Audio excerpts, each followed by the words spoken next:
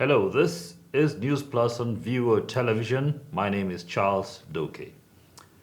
The National Drug Law Enforcement Agency has commended some members of the House of Representatives for disagreeing with three of their colleagues over a bill seeking to legalize the cultivation, sale, and use of cannabis, also known as marijuana, for commercial purposes. The chairman of the NDLEA, Brigadier General Buba Marwa, retired on Friday, lauded the lawmakers for rejecting what he called another attempt to push through a bill to decriminalize cannabis cultivation, sale, and use in Nigeria on the floor of the Green Chamber of the National Assembly. Newsmen report that the House of Representatives on Thursday voted down the bill harmoniously sponsored by Benjamin Kalu, Olumide Oshoba, and Miriam Onoha. The Chief Judge of Akwa Ibom State, Justice Ekaete Obot, has released 45 inmates across the state during her visit to the correctional centers. The Chief Judge disclosed this while briefing newsmen in Uyo after a 3-day visit to the correctional centers in the state. Abbott called for the relocation of Eket Correctional Center to decongest the facility for better management of inmates. Newsmen report that Chief Judge visited Ikot Abasi, Eket, Ikot Ekpene, and Uyo Correctional Centers respectively. Now, the Delta State Chief Judge, Justice Testi Diai, has released 2 inmates, Abubakar Abdullahi and Ufoma Victor, from the Sapele Custodial Center as she commenced the first quarter of the 2023 jail delivery exercise. Newsmen gathered that Abdullahi had been in detention since 2020 for alleged conspiracy, kidnapping, and armed robbery, while Victor, who was accused of the same offense, had been in custody since the year 2022. The Chief Judge said the court has struck out the case against Abdullahi and that there was no justification for his continued detention. Moving on, the National Senior Citizen Center, NSCC, has signed a memorandum of understanding with the Federal Ministry of Health to create action plans for the provision of healthcare services for older persons across the country. The Director General, NSCC, Dr. Omokaro, while speaking at the signing of the MOU yesterday in Abuja, said the aim of the MOU was to standardize the care of older persons with certified healthcare agencies. The mandate of the National Senior Citizen Center is to identify the needs of older persons and to cater for those needs. And of course, you would know that the primary mandate for healthcare for the entire citizenry of Nigeria lies with the Federal Ministry of Health. And there is no way we would have embarked, even as initiators of developing national benchmark statements and minimum standards in curriculum for the training of care providers and care agency operators without a formidable partnership with the Federal Ministry of Health. And of course, you would know that the Federal Ministry of Health has many agencies, under it, one of which is the National Primary Healthcare Development Agency, and of course, the National Council for Nursing and Midwifery. The Memorandum of Understanding today goes beyond today because we are looking at long-term care for older people. The Director, Head Gender, Adolescent, School Health and Elderly Division, Federal Ministry of Health, Dr. John Ovwaraye, in his remarks, explained that the MOU is important to the achievement of universal health coverage.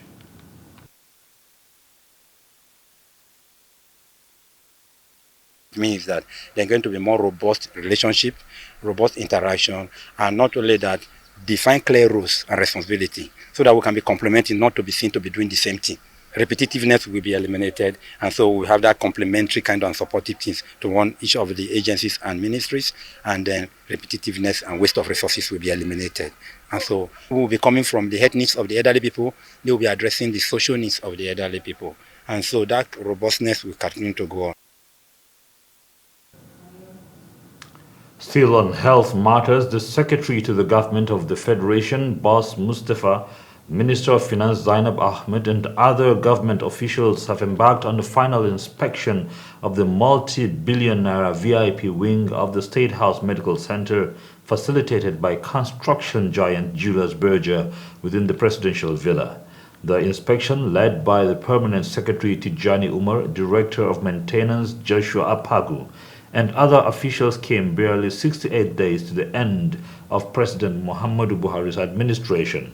Recall that the presidency had vowed to inaugurate the state-of-the-art clinic which will offer Medicare for the country's president, vice president, visiting heads of state, and other high-ranking officials of government before the end of the Buhari-led government. That, before now, in 2018, he had given approval that the State House Clinic, medical center then, there in the other part of Asokoro, that had challenges about equipment, about aging, issues, resources, funding, everything. It was scaled down from medical center to a State House medical clinic. Now he has approved, with everything that has been improved in the other place, and with this state-of-the-art facility, we can no longer operate this as a clinic. It is now State House Medical Center. He has just granted the approval. So thank you very much. Speaking to newsmen after inspecting the 13-bed edifice, Mustafa expressed satisfaction with the pace of work and the quality of equipment already fitted in the 5-star medical center ahead of the official commissioning ceremony. Heads of government. Peradventure, there is an emergency.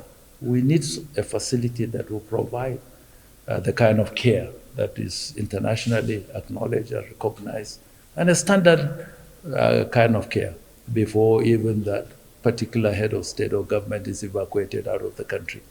And this facility provides for that. We have aging former presidents. I believe that they would have access to these facilities. The sitting president will have access to it. And other top government functionaries, as might be prescribed by the administrative structure that will be put in place. I believe that this is money well spent. In her remarks, the Minister of Finance, Budget and National Planning also expressed delight over the quality of work on the facility. I'm pleased about what I've seen today. We have supported this process in terms of making sure that the funding is provided on time. This is a project that has been delivered dead on time and on budget, so there has been no overrun. And the facilities here are world class. We're looking forward to the commissioning very soon and to putting this facility to full use. I have donated myself as one of the people that can be tried in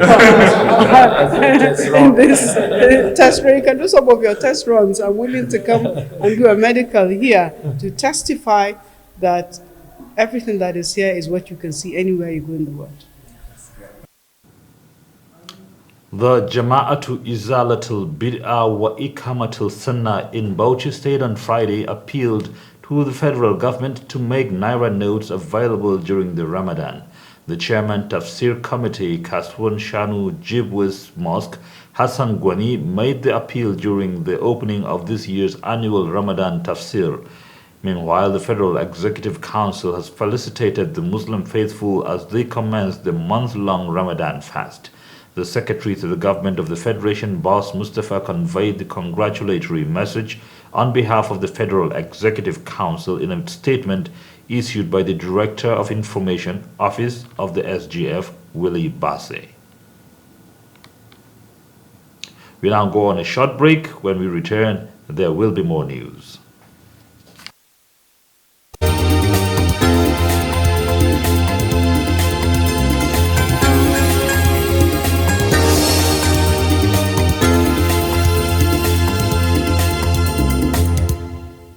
In this 21st century, where all the information we need is now in the palm of our hands.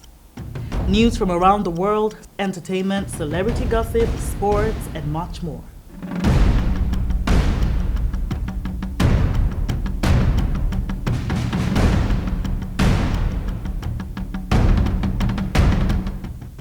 The only thing that you need is the right source.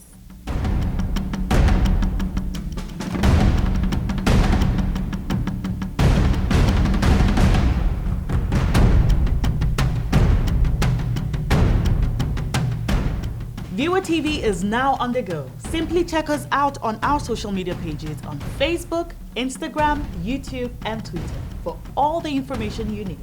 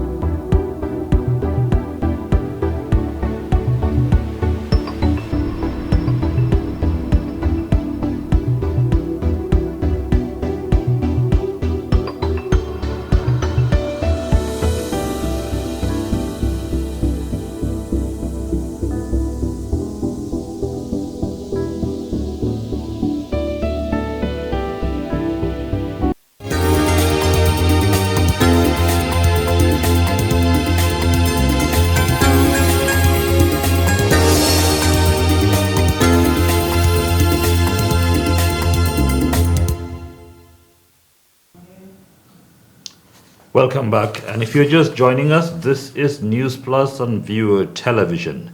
Moving on, terrorists have reportedly shot dead Reverend Musa Mairimi, the minister in charge of Ekwa Church Buddha 2 Kasuo Magani in Kajuru local government area of Kaduna State.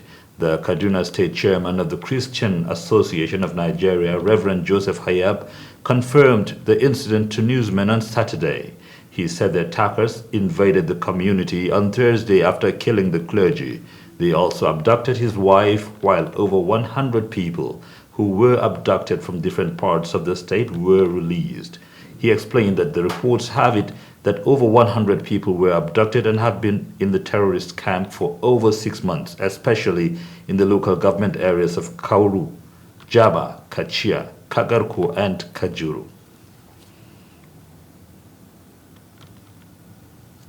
Still on security matters, the Niger State Police Command has arrested 3 suspects for kidnapping children in the Suleja local government area of the state.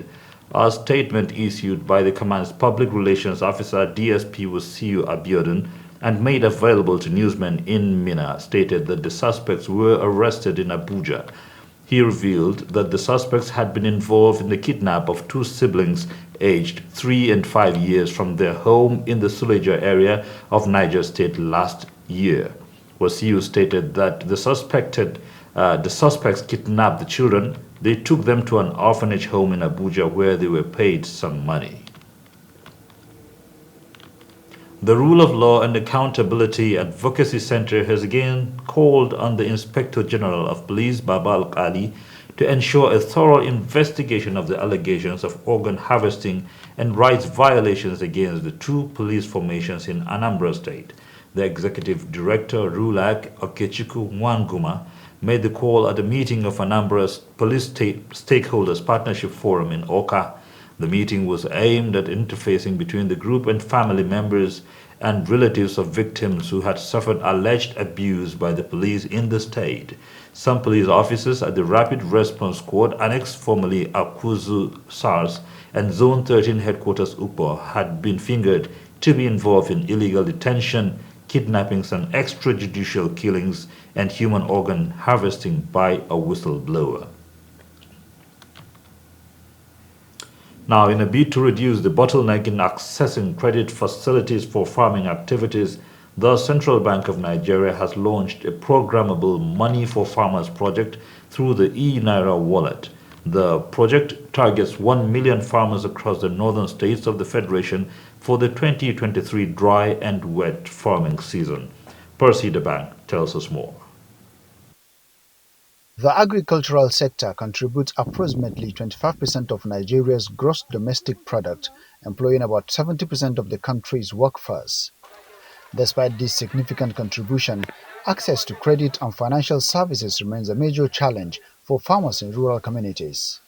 This is why the Central Bank of Nigeria is unveiling the Farmers Programmable Money Agro e-Naira engagement. The CBN Governor, Godwin Emefiele, who was represented by CBN's head of ICT, lauded the initiative while calling on farmers to take advantage of the novel idea. We have a set of farmers. These are real human beings who are going to have wallets. They are going to use their money to go and buy inputs. These inputs are going to be bought from merchants, who are people who also drive the economy. They are going to have wallets as well. And these input providers, in turn, are going to go and buy these commodities from other people. And that's how the ecosystem is going to be built. And that's how we're going to grow our GDP, the gross domestic product in the country. But I cannot end without mentioning the fact that somebody has to provide the farmers the money to even begin this chain in the first place. And that's why the association comes in place. So we must really applaud the thinking, the compassion, and the commitment that the association has shown to even start this process. And on top of that they even thought that they could leverage technology to be innovative, to solve their challenges, is something out of this world. National President of the Association of Northern Agricultural and Allied Commodities Practitioners, Sadiq Dawari, said the aim of the project is to reduce intermediaries and provide easy access to credit and financial services to farmers by providing them with programmable money through a centralized platform that is efficient, secure, and transparent. I'm happy to announce to our members and indeed all Nigerians that the Association of Northern Agricultural and Allied Commodities Practitioners, in partnership with Central Bank of Nigeria, have gotten it right to make sure that farmers, particularly the smallholder farmers across the country, get loan at ease with little or no hitches, leveraging on the e-Naira wallet platform. We have tested the program. We look at it worthy of doing this in Nigeria, and today we will launch this program, and we are inviting all farmers, particularly those who want to leverage on government projects and programs, those that want to partner with with development partners to leverage on this e-Naira wallet platform. I'm assuring you that you will not regret. Dr. Farouk Hamzat, who spoke on behalf of the farmers, lauded the CBN for the initiative while assuring that farmers will make good use of the platform to access credit facilities which will be used to ensure food security in the country. With this laudable program of e-Naira that we are going to partake, I believe that our smallholder farmers and we also the input suppliers can be able to produce, can be able to contribute to Nigerian agricultural productions and productivity to attain a sustainable food security in the country. The program targets farmers who cultivate different varieties of commodities across the northern states. It also targets over 10 million farmers in the coming years if they perceive it to be transparent and reliable. Percy Dabang, VOA TV News, Yola. The United Kingdom Home Office International Operations has trained no fewer than 35 officers of the Marine Command and Seaports Operations of the National Drugs Law Enforcement Agency in recent weeks. 5 among the 35 trainees are currently undergoing a 2-week maritime patrol and tactical coxswain training by the UK's Central Maritime Training Unit based in Southampton. The NDLEA Director, Media and Advocacy, Femi Baba Femi, made the revelation on Saturday in a statement obtained by journalists. He said the training, according to the HOIO, is to enhance the border control capabilities of the NDLEA by providing specialized training, mentoring, and advanced drug detection equipment. Florence Agogo from Cross River State has received the traditional title of Zinaria, which means the Golden Lady, from a community in Bauchi State. According to the district head of the community, this was done to further strengthen the unity in diversity that exists throughout Nigeria. According to Awal Hassan from Bauchi State, Florence, who traveled from Calabar to accept this traditional title, was thrilled and pledged to do her share to advance the Gwalameji community and Bauchi State in general. The report.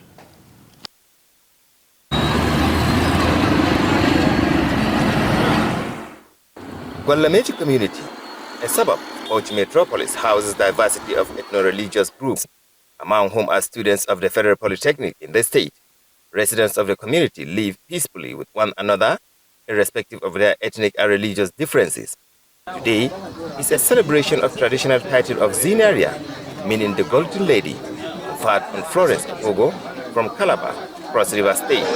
I feel really excited and I feel really thankful to the people of Bauchi for finding me worthy to confer me with this prestigious title. I feel really happy, I feel welcomed.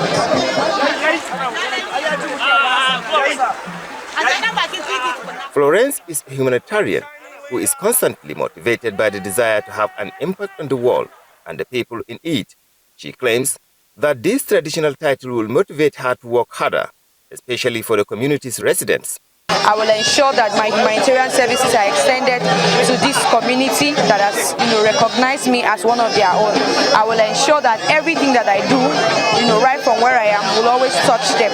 The president of the West African Law Students Association, Nazir Sunusi, says Florence has been one of them and claims that this is a well-deserved chance for her to expand the humanitarian services she has been doing. Honor to whom much is given, much is expected. She has served humanity, and honoring those who distinguish themselves when it comes to serving humanity, I think is a good step in the right direction. And considering the part that she is from South, this will strengthen our national unity. For the district head of Gwalameji, he says he hopes Florence will continue to be good ambassador and will carry out not only the people of his community, but Bauchi in general. Awal Hassan, Zua TV News, Bauchi. A very heartwarming story that really depicts the unity and diversity of the country indeed. And with that, we wrap up News Plus on Viewer Television. Many thanks for watching. I am Charles Doke. Please stay tuned and enjoy the rest of our programs.